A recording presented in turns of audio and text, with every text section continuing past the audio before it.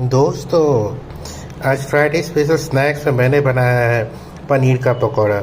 Market में अजीब तरह के पनीर मिलते हैं, इसलिए मैंने खुद ही घर में दूध का पनीर किया था।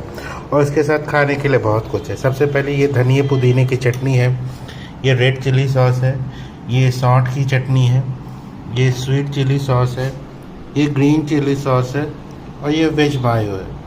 आपको पनीर पकौड़ा किसके साथ खाना पसंद है, कृपया कमेंट में बताएं। और अगर मेरे पनीर पकौड़े को देखकर आपके मुंह में पानी आ रहा है तो मेरे इस वीडियो को लाइक करें। Thank you.